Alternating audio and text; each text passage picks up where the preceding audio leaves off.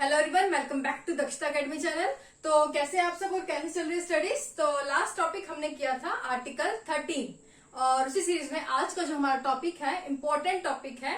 पहले आपको बता दूं, और वीडियो अगर आपको अच्छी लगती है तो प्लीज लाइक जरूर कर दिया करें। चैनल पर नए हैं तो सब्सक्राइब कर लें और वीडियो को ज्यादा से ज्यादा शेयर करें। तो राइट टू इक्वालिटी यानी कि समता का अधिकार जो हमारे फंडामेंटल राइट्स के अंतर्गत आता है, इसे हम डिटेल में आज समझेंगे। सबसे पहले तो हमने देखा था कि जो आपका राइट टू इक्वालिटी है, समता का अधिकार है, आपका कहाँ आता है। इसमें ये आपके आर्टिकल 14 से 18 जो आपके आर्टिकल है वो आपके राइट टू इक्वालिटी यानी कि समता या समानता के अधिकार के बारे में बताते हैं। तो इसे हम एक एक चीज डिटेल में स्टडी करेंगे क्योंकि इंपॉर्टेंट चीजें हैं। तो शुरू करते हैं। सबसे पहले हम पढ़ेंगे आर्टिकल 14 के बारे में। कौन सा आर्टिकल 14। तो आर्टिकल 14 में क्या राइट टू इक्वालिटी दिया हुआ है, क्या ऐसा अधिकार दिया हुआ है जो हमें समानता का अधिकार देता है, तो ये हम पढ़ते हैं। तो वीडियो को ध्यान से देखिएगा और एंड तक जरूर देखिएगा। तो सबसे पहले इसमें आर्टिकल 14 में बात की गई है किसकी, व्यक्ति की, किसी भी पर्सन की।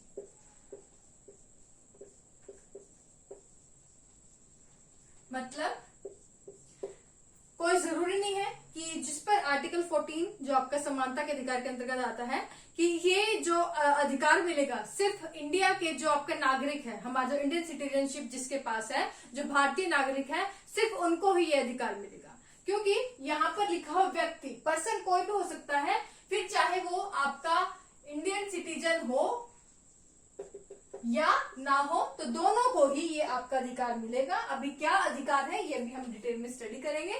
पहले आपको ये क्लियर हो जाए कि आपका जो है पर्सन यानी कि कोई भी जो इंडियन सिटीजन है या नहीं है, दोनों को ये अधिकार मिलेगा।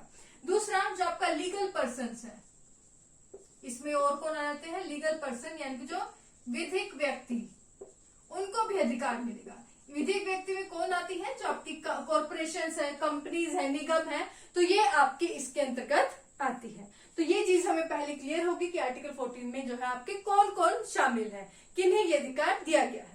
अब इसमें मेनली दो चीजें हैं। दो चीजें क्या है आपके आर्टिकल 14 में कि जो राज्य के अंतर्गत जो है आपके स्टेट में जो है दो चीजें हैं आर्टिकल 14 में जो आपके लोगों को मिली है। वो क्या है, एक तो है equality before law.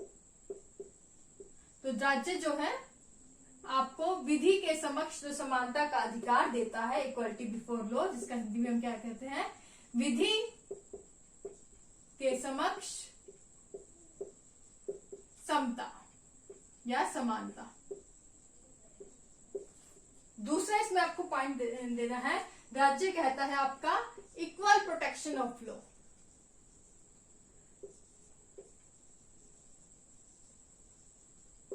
Of law Hindi में हम क्या कहते हैं, विधियों का समान संरक्षण।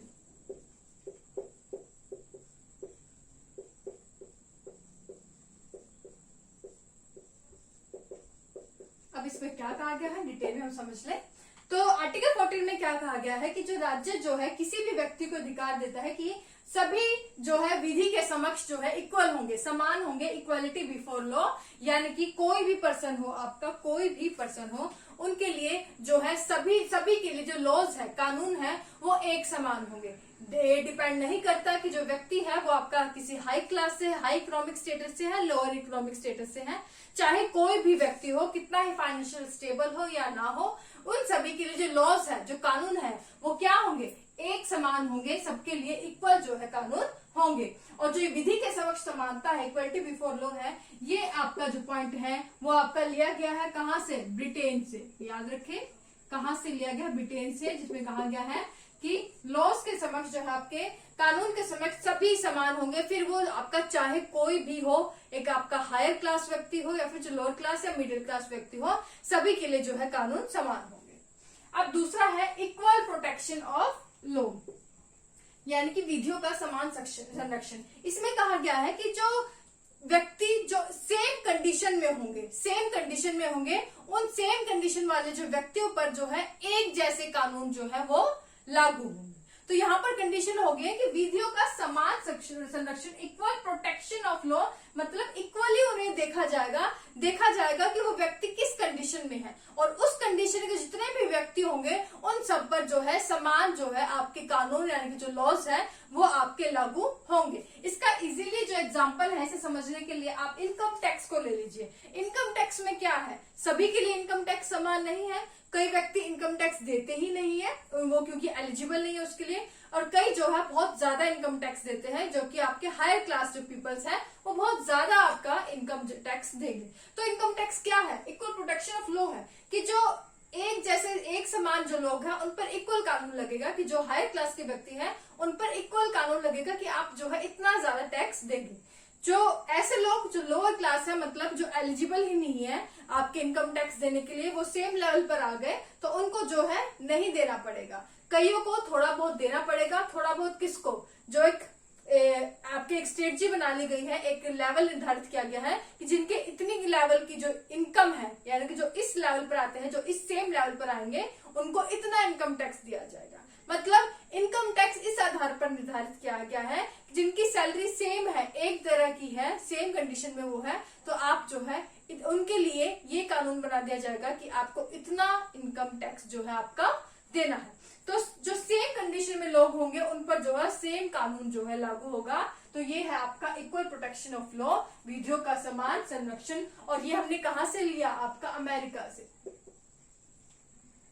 ठीक है, तो ये हो गया आपका आर्टिकल 14 जिसमें राज्य के अंतर्गत आप विधियों का समक्ष जो है समानता होगी और विधियों का समान संरक्षण होगा, इक्वलिटी बिफोर लॉ और इक्वल प्रोटेक्शन ऑफ लॉ। और ये जो है कानून अधिकार है, ये आपका जो है कि आपको जो लॉस जो है, लॉस के समक्ष आपको जो है इक्वालिटी मिलेगी, ये अधिकार सभी को है, फिर वो आपका इंडियन सिटीजन हो या ना हो। ओके, उसके अलावा आपका जो है एक डाइसी हुए, एक आपके विचारक के डाइसी, और ये कहाँ के थे, आपके ब्रिटेन के। तो राज्य के अंतर्गत जो ब्रिटेन की बात करें तो इन्होंने जो है इस इक्वालिटी में 3 चीजों को जो है सुप्रीम रखा। किसको, सुप्रीमेसी ऑफ लॉ, मतलब कानून को हमेशा ऊपर समझा जाएगा। ठीक है, इंडिया में भी ऐसा ही समझा जाता है, कानून को जो ऊपर रखा जाता है। दूसरा है इक्वालिटी बिफोर लॉ, तो ये भी अगर भारत के संदर्भ में देखें तो जब डाइसी जो कि ब्रिटेन थे उन्होंने ये 3 चीजें बताई थी, तो पहली चीजें भी इंडिया में लागू होती है, इक्वालिटी बिफोर लॉ ये भी लागू होती है, ये हमने पहला पॉइंट समझा। लेकिन जो उन्होंने तीसरा पॉइंट बताया, उन्होंने कहा कि जो संविधान है, हमारा कॉन्स्टिट्यूशन है, वो किसका रिजल्ट होगा, वो आपका न्यायपालिका यानी कि जुडिशरी के निर्णयों का आपका रिजल्ट होगा संविधान, यानी कि जुडिशरी के जो निर्णयों पर आपका संविधान जो है आपका टिका होगा, जो कि भारतीय संदर्भ में ठीक नहीं है, इसके उल्टा है। बल्कि इंडिया में ये है कि संविधान को फॉलो करता है जुडिशरी, जो संविधान के आधार पर जो न्यायपालिका है अपने जो है निर्णय देगी। तो ये था आपका पूरा आर्टिकल 14 जिसे हमने डाइसी के संदर्भ में भी समझा, जो कि ब्रिटेन के विचारज्ञ हैं, कि उन्होंने क्या कहा राज्य के बारे में कि राज्य में इक्वालिटी किस आधार पर होनी चाहिए।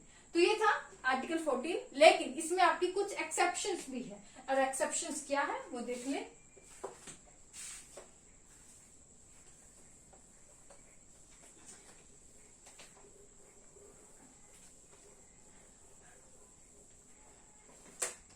एक्सेप्शंस है कि जो आर्टिकल 14 है इसमें ये आपका लागू नहीं होगा किस पर, यूएनओ के मेंबर्स पर, और साथ ही जो आपके डिप्लोमेट्स है, फॉरेन डिप्लोमेट्स है, विदेशी राजनयिक है, उन पर ये लागू नहीं होगा। यानी कि आप उन पर जो है कोई कानून नहीं लगे, यानी कि अगर वो कोई ऐसा जुर्म करते भी हैं लेकिन उन पर जो है कोई आप जो है केस नहीं चला सकते, तो उनकी जो है इक्वालिटी यहाँ पर उनके लिए नहीं रही, तो इन पर जो है आर्टिकल 14 लागू नहीं होगा। इसी तरह आर्टिकल 361 के तहत जो आपके आर्टिकल 361 के तहत जो आपके कौन है, गवर्नर है, और आपके जो है गवर्नर और साथ ही जो आपके प्रेसिडेंट है, इन पर भी जो है आर्टिकल 14 के तहत ये भी एक्सेप्शन है। इन पर भी जो है कोई क्रिमिनल केस, सिविल केस फिर भी, लेकिन जो क्रिमिनल केस है वो इन पर जो है इनके कार्यकाल के दौरान इन पर चलाया नहीं जा सकेगा।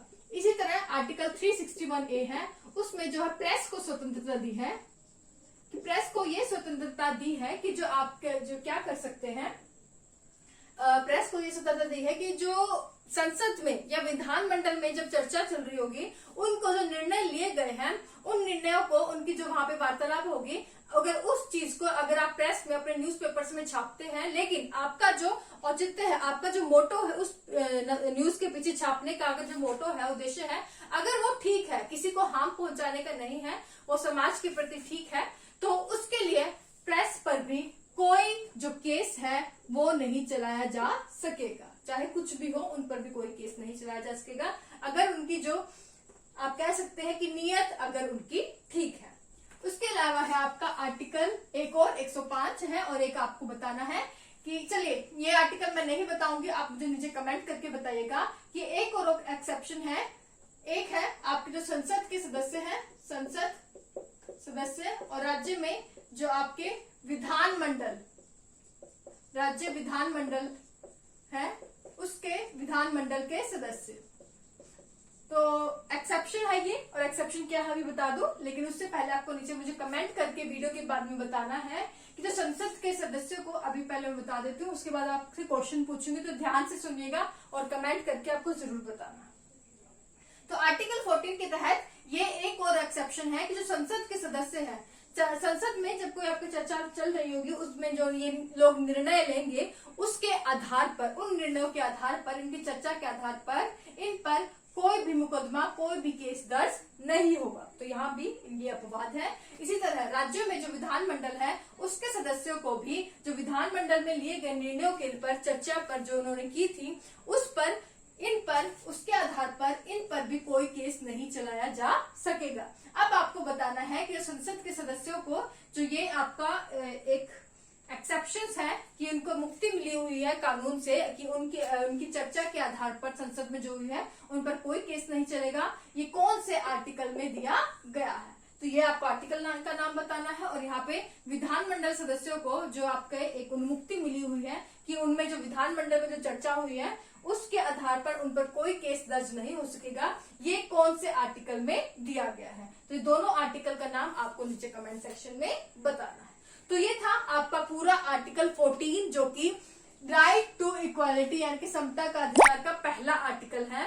तो नेक्स्ट इसके 3 और रह गए, 14, 15, 16, 17, 18, टोटल 5 है जो राइट टू इक्वालिटी के अंतर्गत आते हैं, जिसमें हमने आर्टिकल 14 हमने अभी कर लिया है। तो उम्मीद करती हूँ आपको पूरा टॉपिक समझ आ गया होगा।